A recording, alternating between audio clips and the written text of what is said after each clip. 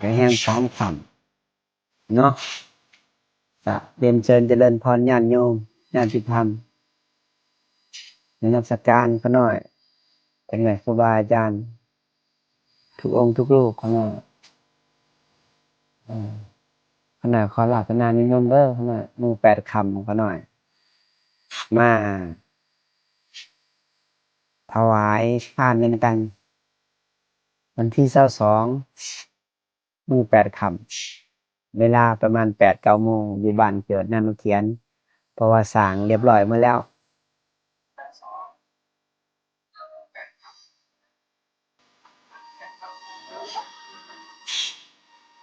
แล้วก็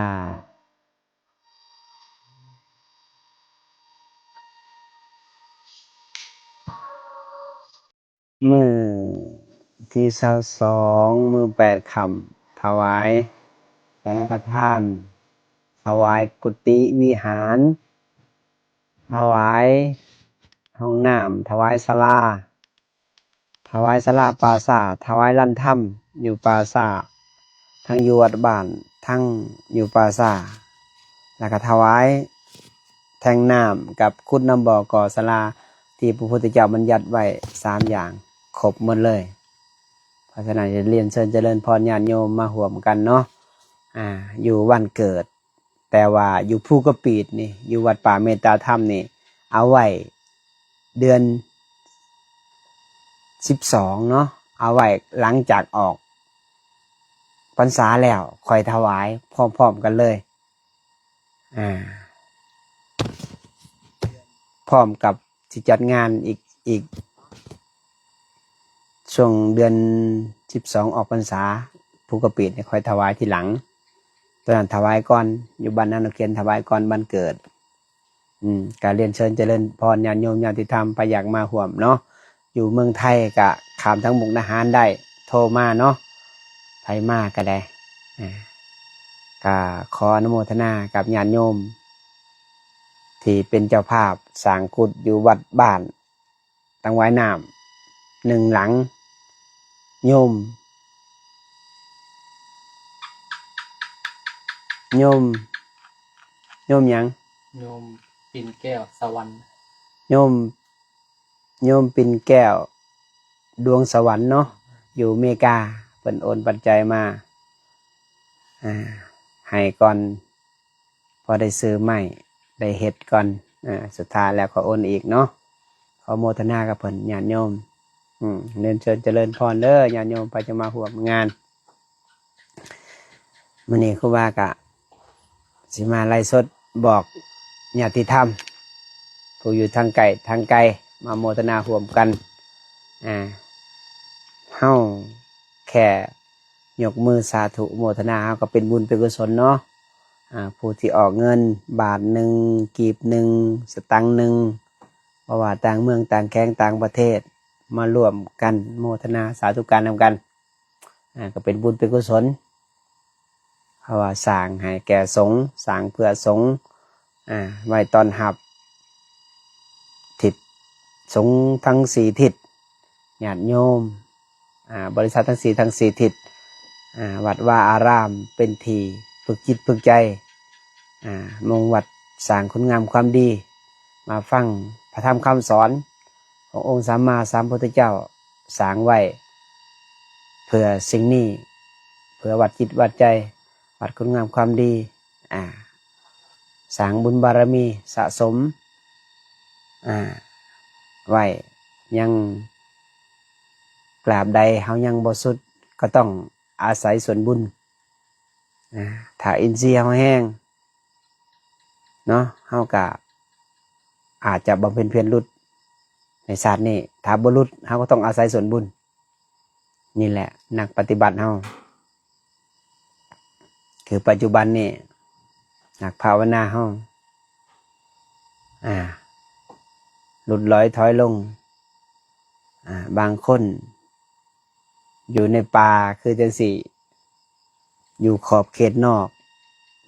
อยู่ในภูกับบ่กล้าลงจากกุฏบางคนก็ได้เจอหลายสิ่งหลายอย่างสามเณรก็ดื้อก็เจอผีหลอกแน่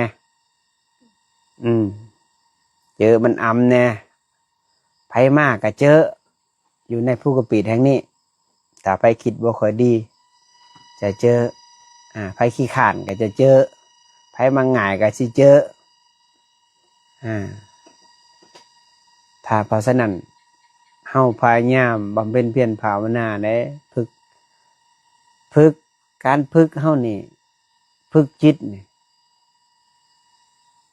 เฮาจำเป็นต้องฝึกเดี๋ยวบ่มีโอกาสฝึกธาตุสีขันธ์ห้าแตกสลายแล้วบ่มีโอกาสเด้บ่มีโอกาสแล้วเพราะว่ามันบ่มีร่างที่จะฝึกแล้วมันก็เสียใจเด้อย่าปล่อยให้ความตายมาสอนเฮา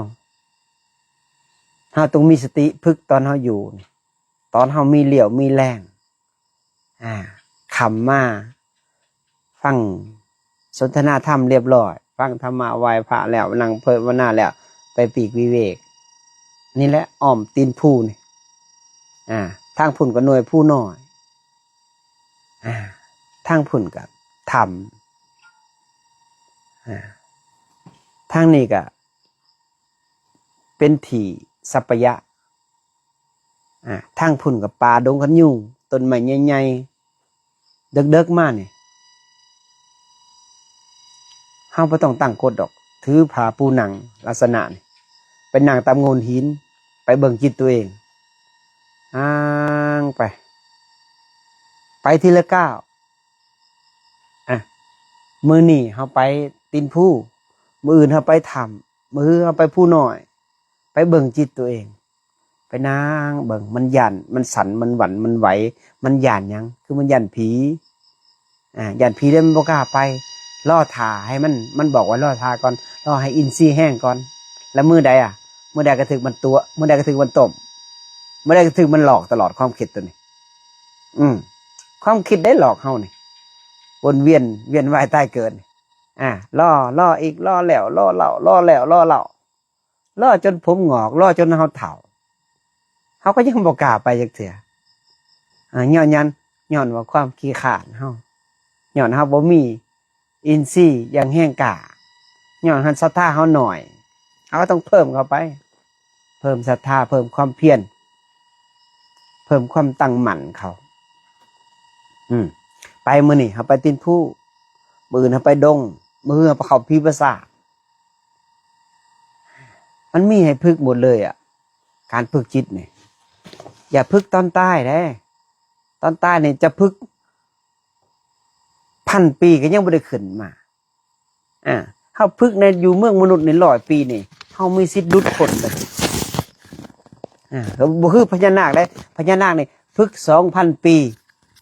บรรลุธรรมเป็นมนุษย์คนเฮานี่มีโอกาสสูงสุดฝึก100 ปีนี่เผลอๆนี่หลุดพ้นเลยฝึกโลดเข้าไปป่าเข้าไปเขาเข้าไปพิภาษาเข้าไปถ้ำเข้าไป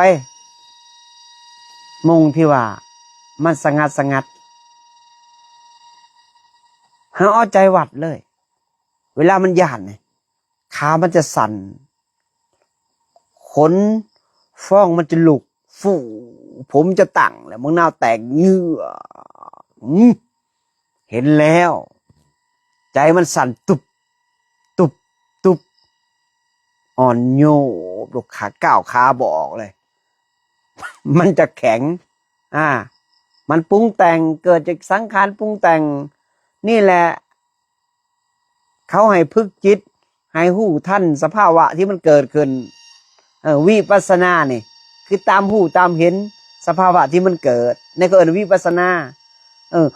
ให้หู้ให้ท่านความคิดให้ท่านความสังขารปรุงแต่งเฮาบ่ทันแล้วเฮาญาติแล้วเฮาบ่กล้าออกไปเข้าใจบ่นี่คือวิปัสสนาการกรรมฐานกับการกระทำหยังคือกระทำลงมือปฏิบัติตามหูตามเห็นตามหูว่ามันคิดหยังตามหูว่ามันปรุงแต่งหยังตามหูว่ามันเกิดเนี่ยขึ้นทางหูทางตาทางลิ้นทางกายทั้งใจนี่หูใจนี่ที่สุดคือหูความคิดหูความปรุงแต่งนี่มันปรุงแต่งหยังนี่มันบ่ผีอยู่ไส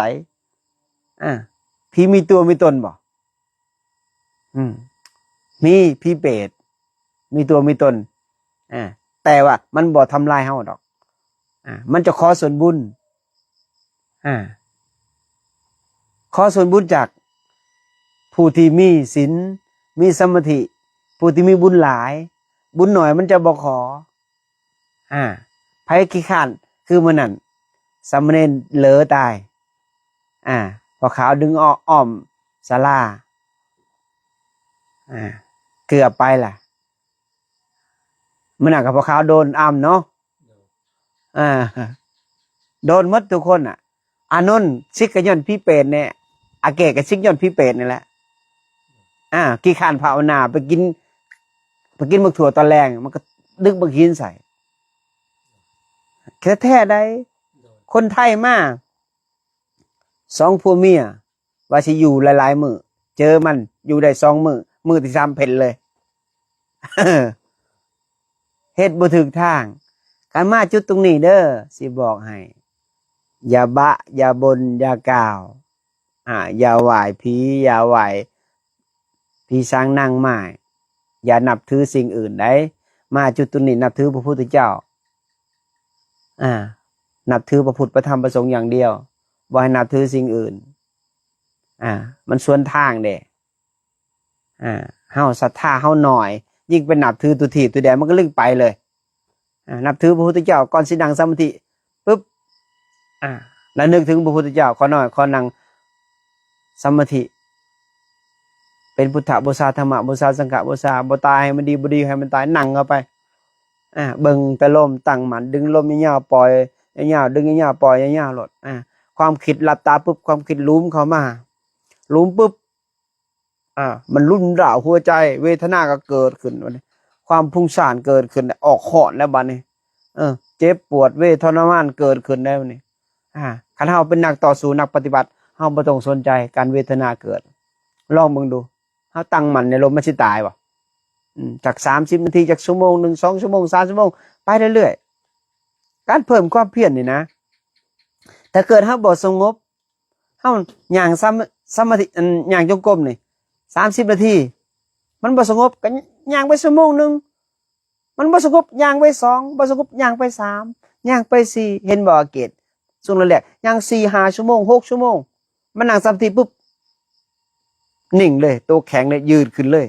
มันจะนิ่งมันจะดึงไปเองได้สมาธินี่ได้ดึงขึ้นเองเลยได้มันจะเบเองซ้ายเองขวาได้มันจะนิ่งเลยเห็นแต่ลมนี่เห็นแต่ลมเห็นทุกความเกิดดับนี่มันจะเหมือนกับอยู่กลางอากาศเลยมันจะนิ่งเลยคันคนได้สมาธิสมถะศีลก็บริบูรณ์ศีลก็บริสุทธิ์คันคนบ่ได้สมาธินี่มันคิด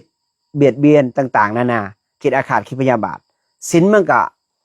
ขูดมัวเห็นบ่สีนี่เมื่อซื้อมากับน้ำนี่เอาสีดำไปเติมใส่มันก็เลี้ยวยังบ่เห็นถ้าคนที่ได้สมาธิสมถะจิตมันบริสุทธิ์จิตมันขาวสะอาดจะเลี้ยวเห็นนี่เลยเลี้ยวเห็นยังเลี้ยวเห็นความคิดเลี้ยวเห็นความปรุงแต่งตัวเองเลี้ยวเห็นสิ่งที่ขูดมั่วในจิตในใจเลี้ยวเห็นสิ่งที่มันบ่พอใจมันถูกยังย้อนมันบ่พอใจมันถูกตัวนี้แหละถึงมันถูกนะมันคิดสัวๆมันก็เลยบ่พอใจมันก็เลยถูกมันยึดไปความคิดของมันเด้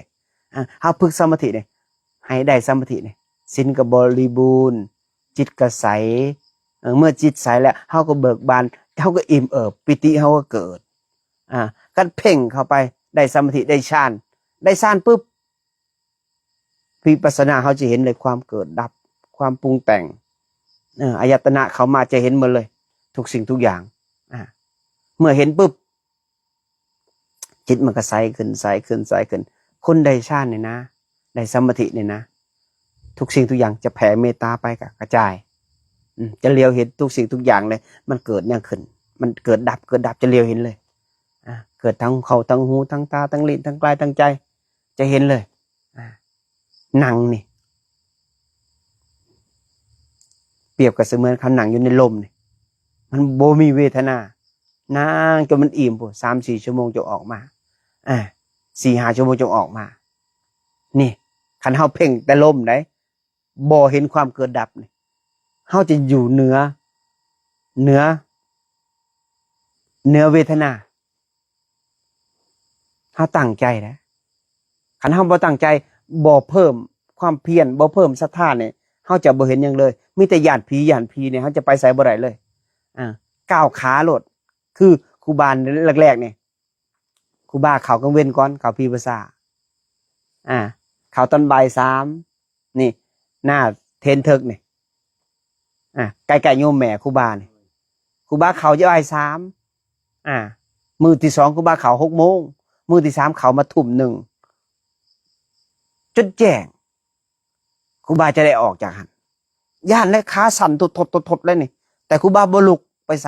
ปวดเหนียวก็บ่ลุกนั่งอยู่หันพ้นโต๊ะก็บ่หนีนั่งอยู่ใกล้ๆโยมแม่นะก็อบอุ่นดีได้แต่หัวใจเนี่ยมันเต้นก็เบิ่งมันเต้นซื่อเบิ่งสภาวะโอ้มันย่านหยังย่านผีมันย่านผีมันลุกบ่ได้ติงบ่ได้มันแข็งหมดเด้ต้นมันแข็งหมดย้อนหยังมันแข็งหมดต้นนี่แหละความย่านเนี่ยเฮ็ดให้เฮาได้สมาธิได้เฮาฝึกโลดฝึกเบิ่งจิตเบิ่งใจตัวเองนี่นะก่อนตายเนี่ยเฮาอย่าไปเบิ่งห่างกายอย่าไปรักษามันห่างกายเนี่ยรักษาไว้ให้มันได้สมาธิอย่าไปตกอย่าไปแต่งความสวยความงามจังใดมันก็บ่จีรังห่างกายนี่เดี๋ยวมันก็แตกสลายพี่รักษาจิตรักษาใจพี่รักษาที่มันอยู่กับเฮา100 ปี1,000 ปีล้านปีมันบ่ไปไสจนมันจนหลุดพ้นพุ่นจนบ่ตายบ่เกิดพุ่นมันถึงจะหมดทุกข์ได้ถ้าเกิดตราบใดนะเฮาบ่ได้สมาธินะเฮาก็ยังยึดธาตุสี่ขันธ์ห้าเป็นของเฮาก็ยังยึดความคิดว่าเป็นของเฮาเวลามันบ่พอใจจะเบิ่งรถมันทุกอย่างย้อนมันคิดสัวๆย้อนคิดบ่ดีนี่แหละคนเฮานี่นะมันทุกข์เพราะตัวเดียวนี่แหละตัวบ่พอใจนี่เห็นบอกเวลามันพอใจมันลื่นลมกับความพอใจในกามคุณหา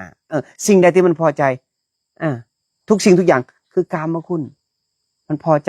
ใจในกลิ่นในเสียงในรสในโผฏฐัพพะพอใจในการสบายพอใจในตัณหาพอใจทุกสิ่งคือคำพอใจมันก็มีความสุขถ้ามันบ่พอใจเด้มันเป็นยังบ่พอใจย้อนมันคิดสัวๆมันคิดถึงบ่พอใจมันก็มีความทุกข์มันยึดเด้ยึดในตัณหาเด้ตัวนี้แหละนักปฏิบัติเฮาต้องจำได้ให้ฮู้จักได้ว่าเฮามาบวชนี่บวชเพื่อหยังบวชเพื่อล้างกิเลสล้างอาสวะในจิตในใจตัวเองได้เฮาเอาพระพุทธเจ้าเป็นหลักเบิ่งเพิ่นพาเฮาเดินตามมรรคองค์8เพิ่นละทุกสิ่งทุกอย่างเพิ่นเป็นเจ้าชายละหมดเพิ่นสมบัติเพิ่นมีมากมายเพิ่นก็ยังละทิ่มทุกสิ่งทุกอย่างเฮาได้มีหยังแน่แค่มีหน่อยนึงก็เฮาก็ยังยึดแล้วเห็นบ่เพิ่นคือเฮาบ่เฮ็ดคือเพิ่นน่ะเป็นหยังสมัยก่อนเป็นหยังคนถึงได้สมาธิไวเป็นหยังคนถึงบรรลุธรรมไวย้อนหยังย้อนเพิ่นละทุกสิ่งทุกอย่างละตัณหาคู่มือนี่เฮาบวชมีหยังปัจจัยก็ใช้โทรศัพท์ก็ใช้มีแต่ความพอใจมีแต่ความพอใจอะไรเป็นหยังบัดนี้ถ้ามันบ่พอใจมันก็เป็นทุกข์นี่บ่ได้ละหยังเลยนี่บวชตามหยังบวชตามตัณหาตามความพอใจมีแต่สะสมบ่เคยเอาออกตายได้ให้เบิ่งจิตเบิ่งใจตัวเองฝึกได้ตอนที่เฮามีชีวิตอยู่ในไหนอย่าไปติดเลยสมบัติโลกภายนอกละมันทิ่มซะมันบ่มีหยังดอกให้ได้สมาธิก่อนให้ศีลบริสุทธิ์ก่อนให้มันได้ฌานได้สมาธิก่อนเดี๋ยวทุกสิ่งทุกอย่างน้ำมันใสเดี๋ยวเฮาจะเลียวเห็นเองเฮาต้องอาศัยนี่อาศัยความเพียรอาศัยศรัทธาเข้าป่านี่บ่ต้องเข้าไปไกลดอกไปทำนี่เจ้าก็เห็นแล้วความคิดตัวเองไปพิพากษาไกลๆนี่ก็เห็นแล้วนี่นะไปดงคันยูนี่ก็เห็นแล้วนี่บ่อน้ำนี่นะเลาะตีนภูเฮานี่41 เฮกตาร์ไปเลยมงใดเห็นบ่ดึกๆมานี่ดึกๆมานี่มันเปรียบเสมือนกับไอ้หยังนี่เหมือนกับย่างจงกรมนี่มงทางย่างจงกรมกูว่านี่ย่างไปย่างมา มีคนนั่งจอเบิ่งบ่วะมันรู้สึกจังซั่นเด้บางนาวมันแตกฟูขึ้นมาคนลุกฟองฟูขึ้นมาขาสั่นน่ะก้าวขาบ่ออกบ่ย่างบ่จะกลมบ่จะออกละแต่ครูบาบ่สนใจย่างไปมันรู้สึกตัวมันก็หายไปรู้สึกมันก็หายไปมันจะเข้าทางใดเข้าทางเสียงก๊อกแก๊กได้ยินปุ๊บหายไปปั๊บแค่นั้นเองเห็นความเกิดดับมันก็หายไปแหละโอ้มันปรุงแต่งปุ๊บฮู้จังปรุงแต่งปุ๊บมันก็หายไปปั๊บหมดแค่ฮู้ทันซื่อกิเลสเนี่ยมันย่านความจริงมันย่านฮู้ทันมันซื่อได้กิเลสเนี่ยมันได้ยินเข้ามาปุ๊บหายแป๊บมันบ่ยึดเป็นของมันเลยมันก็เลยโล่งเลยปลอดโปร่งเลยอันนี้เฮาอีหยังพอได้ยินปุ๊บเนี่ยไปปรุงแต่งต่อแหละคิดต่อแหละเพลินไปต่ออะไรบัดนี้ย้อนหยังขย้อนเฮาพอใจในความคิดพอใจในความปรุงแต่งพอใจในการยึดพอใจในการมาคุณหาพอใจในนิวรณ์พอนั่งสมาธิปุ๊บแทนที่จะตั้งโตวให้ตรงดำรงสติมันดึงลมเขายาวๆปล่อยยาวๆดึงยาวปล่อยยาวๆพอหลับปุ๊บบ่อยากดึงลมก็มีแต่สิหลับอย่างเดียวเฮาบ่ได้พึกเด้คิดว่าเฮานั่งพึกเอาหยังเอาสติอย่างเดียวสติเฮาบ่ต้องไปเบิ่งความคิดเฮาเบิ่งแต่ลมเฮาเบิ่งแต่ลมฮู้มันคิดซื่อเฮาบ่สนใจความคิดมันจะคิดหยังก็แล้วแต่จะคิดดีคิดชั่วคิดหยังเรื่องของมันบ่เกี่ยวกับเฮาเปรียบเสมือนอุปมาอุปไมยว่าคน2คนมีหมู่2คนหมู่นึงดีหมู่นึงชั่วหมอสัวนี่จะมักเพ่งเล็งผู้อื่นเขามักจับผิดผู้อื่นเขามักส่วนเฮาไปทางที่บ่ดีเฮาบ่คบมันหมอนี่คือบ่คบคิดความคิดบ่ดีหมอนี่ในจิตมันจะมี2คนเถียงกันอยู่หั่นจะเบิ่งคักๆโลดเห็นบ่เวลาเฮาไปสูดศพคนตายน่ะเฮาเจ็บบ่เจ็บบ่ภายในว่าเจ็บบ่เจ็บแม่นบ่ย้อนหยังคือบ่เจ็บมันบ่แม่นตัวเฮาแม่นบ่นั่นแหละอันนี้คือการไปเพ่งเล็งผู้นั้นไปเพ่งเล็งผู้นี้แต่บ่เคยเบิ่งจิตตัวเองบ่เคยตีเปลี่ยนจิตตัวเองเบิ่งแต่ผู้อื่นเขาเมื่อเบิ่งผู้อื่นเขาแล้วไผเป็นทุกข์บัดนี้ก็ตัวเองเป็นทุกข์เพราะไปดัดจิตผู้อื่นเขาเด้พระพุทธเจ้าบ่ให้ดัดตัวเองเมื่อดัดตัวเองได้แล้วผู้อื่นมันก็สบายเฮาทุกข์บ่หยังยืนทุกข์เพราะเฮาอยากให้ผู้อื่นเขาดีดัดผู้อื่นเขาเมื่อดัดเขาบ่เชื่อฟังแล้วมันเป็นทุกข์เลยบัดนี้นี่แหละจิตหยังก็เอิ้นว่าจิตคนพาลมักเบิ่งแต่ผู้อื่นเขามักเห็นแต่ความผิดผู้อื่นเขาแต่ความผิดตัวเองนี่บ่เคยเห็นเลยบ่เคยเบิ่งเลยว่ามันขี้ข้านว่ามันเพ่งเล็งผู้อื่นเขาบ่เคยเบิ่งบ่เคยฝึกสตินี่แหละจิตมันสกปรกน้ำบริสุทธิ์นี่เอาสีใส่นี่มันกลายเป็นสีดำก็เลี้ยวบ่เห็นแต่เห็นแต่ผู้อื่นเขาบัดนี้เห็นแต่ภายนอกภายในจิตตัวเองบ่เห็นย้อนหยังย้อนบ่เคยฝึกสมาธิบ่เคยฝึกสติบ่เคยฝึกเอาฌานนี่แหละเฮาจังว่าเกิดมาเป็นคนอย่าให้มันต่ำกว่าคนให้จิตมันสูง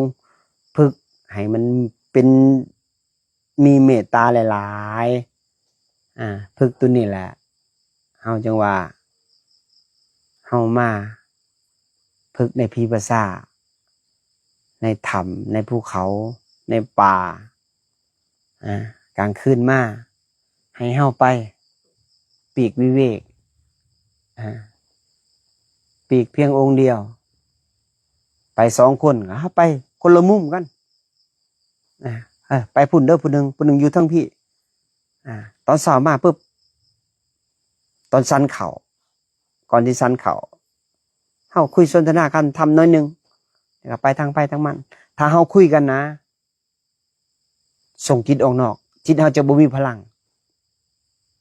จิตบ่มีพลังแล้วเวลาเฮาไปบิณฑบาตมันก็บ่มีสติอยู่กับฝ่าเท้าเฮาก็จะเมื่อยแล้วเฮาจะหมดแรงนี่แหละเฮาส่งจิตออกนอกหลายย้อนหยังย้อนไปเพ่งเล็งผู้อื่นเขาเฮาฝึกสมาธิฝึกเพื่อให้จิตมันขังเลยขังไปปุ๊บขังแล้วเฮาจะมีพลังเฮาจะบ่เมื่อยเลยเมื่อบ่เมื่อยแล้วเฮาจะเห็นจิตตัวเองได้เห็นบ่คันเจ้าเข้าพิปัสสนานะเข้าไปพิปัสสนาไปฝึกอยู่ผู้เดียวแต่ละมื้อนี่แต่ทำนี่ก็ได้คันจะอยู่ผู้เดียวฝึกเบิ่งจิตผู้เดียวนะความคิดของคนผู้อื่นเขาเนี่ยเฮาจะฮู้เลย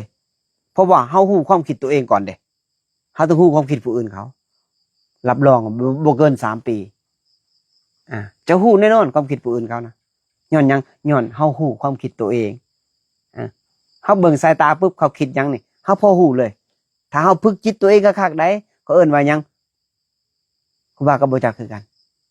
แต่ว่าเฮาฝึกเบิ่งจิตตัวเองเนี่ยความคิดผู้อื่นเฮาก็ฮู้คือกันนี่ไผอยากเบิ่งความคิดผู้อื่นฮู้เลยแต่ที่จริงใจฮู้ความคิดผู้อื่นเลยมันเป็นทุกข์เฮาฮู้แล้วเฮาไปดัดเขาตัวนี้แหละมันเป็นทุกข์ตัวเดียวนี่แหละแต่เฮาฮู้แล้วเฮาปล่อยเฮาวางบ่เป็นหยังเพราะว่าพระธรรมคำสอนเนี่ยให้ฮู้แล้วปล่อยฮู้แล้ววางผู้นั้นมีสติปัญญาคันฮู้แล้วยึดนั่นเปรียบเสมือนกับเฮาไปฮู้เรื่องชาวบ้านเขาเฮาไปเอาขี้เหงื่อไปใส่จิตเฮาก็เป็นทุกข์จิตเฮาก็สกปรกคันเฮาฮู้และละฮู้และปล่อยฮู้และวางผู้นี้ขัดเกลาจิตใจให้ขาวสะอาดพระธรรมคำสอน 8,400 ธรรม4,800 ธรรมขันธ์อยู่3อย่างคือการบ่เฮ็ดบาปทั้งปวงเฮ็ดกุศลให้ถึงที่สุดล้างจิตตัวเองให้ขาวสะอาดเฮ็ดกุศลก็คือยังมีตัณหาอยู่ได้ยังมีความดีอยู่นี่แหละคนบ่ถึงก็ต้องเฮ็ดความดีต่อไปถ้าคนถึงแล้วก็ล้างจิตตัวเองขาวสะอาดก็คือจบบ่ต้องให้มีราคะตัณหาหยังในจิตในใจตัวเองความบ่พอใจเนี่ยความพอใจเนี่ยบ่ให้มันมีล้างให้มันหมดโลดราคะเวลามันมีราคะขึ้นมาเนี่ยมันบ่พอใจเนี่ยมันจะยิ้มบ่ออกเลยมันจะคัดหน้าตามันจะบ่เบ่งบานมันจะบ่เบ่งบานเต็มที่มันจะขัดเลยถ้าเกิดว่ามันพอใจมันจะยิ้มรื่นเริงพอใจพอใจในกามคุณหานี่แหละเขาล้างให้เบิ่งจิตกะคักได้การเบิ่งจิตติเขาเอิ้นว่าหยังภาษาบาลีเจตสิกการเบิ่งจิตนี่เบิ่งถ้าอยู่หลายคนเขาจะบ่เห็นจิตตัวเองคันอยู่ผู้เดียวมักเก็บโตผู้เดียวเวลาบิณฑบาตก็บิณฑกรรมมาก็บ่เก็บโตแล้วเฮ็ดเขาว่าก็เฮ็ดไปบ่าย 3 โมงเขาลั่นธรรม 6 โมงตี 4ให้เจอลั่นธรรมนี่3จังหวะเฮาฮู้จักแล้วกับจัดการ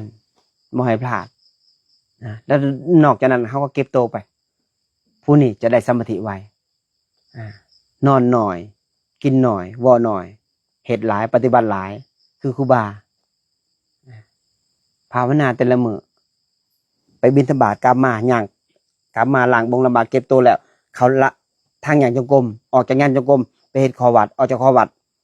กลับมาทรงน้ำเขาลานถ้ำออกจากลานถ้ำเขาทางย่างจงกรมต่อมื้อหนึ่งได้นอนแค่ 3-4 ชั่วโมงเต็มที่สูงสุดมันบ่ไหวก็ให้มันหาชั่วโมงขั้นเกิดว่าเกิน5 ชั่วโมงนะลดเหลือ4บ่ให้เกิน6บ่ขึ้น6ที่เหลือภาวนาล้วนๆให้เวลาสั่นเขาล้างโตอย่างละชั่วโมงพอที่เหลือนอนพักผ่อนกับพักสมองก็บ่เกิน 3-4 ชั่วโมงก็อิ่มแล้วนักภาวนานะถ้านอนเกินนี่นะมันจะกลายเป็นติดนิสัยกลางเว้นบ่ต้องให้มันนอนคันให้มันนอนนะจะติดตลอดเลยคันสิพักก็พักแบบถ้ามันเมื่อยแห้งก็ซัดแบตเตอรี่นั่งสมาธิเลยตั้งตัวนิ่งๆประมาณ30 นาทีหรือชั่วโมงนึงมันก็อิ่มละมันสว่างโจ้ในสมองนี่มันโล่งเลยมันคือมันโล่งคือมันบ่มีความคิดมันอิ่มจากสมาธิคันมีความคิดมันกับบ่โล่งมันก็จะขูดมัวตลอดอันนี้เกินว่ามันบ่ปลอดโปร่งสมองบ่ปลอดโปร่งสมองมีแต่ความคิดความอาฆาตพยาบาทความอิจฉาเลย ความอันนั้นเด้มันบ่โปร่งมันบ่โล่งมันมีแต่ความหนักมีแต่หนักหยังหนักสัญญาหนักความคิดหนักความจำถ้าเกิดไปให้มันโล่งเนี่ยเฮาฝึกอานาปานสติเนี่ยให้มันโล่งปลอดโปร่งมันสบายมันจะอิ่มเอิบตลอดบุญมันอยู่ในจิตตลอดเลยมันอิ่มมันปีติมันเกิดมันจะคิดดีแล้วมันก็สิเว้าดีมันก็สิมีเมตตาทางกายทางวาจาทางใจคิดดีว่าดีก็ทำดี มันจะอิ่มเอิบมาเห็นภัยกับสงสารนี่คนอิ่มบุญแท้ถ้าคนบ่อิ่มบุญมีแต่หยังมันก็คิดบ่ดีมันบอกบ่ดีการกระทำมันก็ต่ำๆสุดท้ายมามันก็ตกไปที่ต่ำนี่แหละเฮาฝึกสมาธิก่อนตายนี่เมื่อจิตที่ฝึกดีแล้วเฮาไปสู่สุคติจิตที่ยังบ่ฝึกมันก็ออกกระวนกระวายมันทาสิกันหาตะสิแตกสลายมันยันตายมันก็สิไปสู่อบายนี่แหละเฮาเกิดมาเพราะพระพุทธศาสนาและญาติสุภาพเฮาฝึกจิตให้ถึงที่สุดเด้อในชาตินี้เด้อขอเป็นกำลังใจเนาะขอแจ้งข่าวอีกเทื่อนึงมื้อ8 ค่ำถวายเนาะถวายสังฆทานคุณนำบอกก่อศาลาถวายสินิมนต์เด้อพ่อแม่ครูบาอาจารย์ทุกองค์ทุกรูปนำมาร่วมญาติโยมญาติธรรมกลับมาร่วมกันอยู่บ้านเกิดหน้านกเขียนเนาะไผเข้ามาก็แซ่เป็นธรรมทานเนาะขอโมทนากับญาติโยมผู้ที่ออกเงินกีบ1 บาท 1ทุกกีบทุกบาททุกสตางค์บ่ว่าทางต่างเมืองต่างแขงต่างประเทศที่ได้ร่วมสร้างวัดป่าเมตตาธรรมภูกระปิดจนสำเร็จและก็บ้านเกิดอยู่หน้านกเขียนก็จนสำเร็จคือกันนี่ครูบาก็อาจจะสื่อไผที่ได้ออกปัจจัยเป็นเจ้าภาพกุฏิก็ส่งสื่อมาเด้อมือนี่หรือมืออื่นก็ได้เนาะ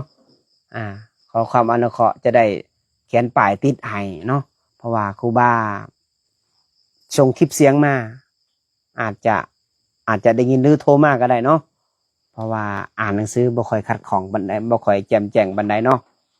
ขอสุดท้ายมาก็ขอญาติโยมจงมีแต่ความสุขความเจริญมั่งมีสีสุขอย่าเจ็บอย่าจนทุกคนต้องเห็นธรรมตามความเป็นจริงด้วยเถิดสาธุ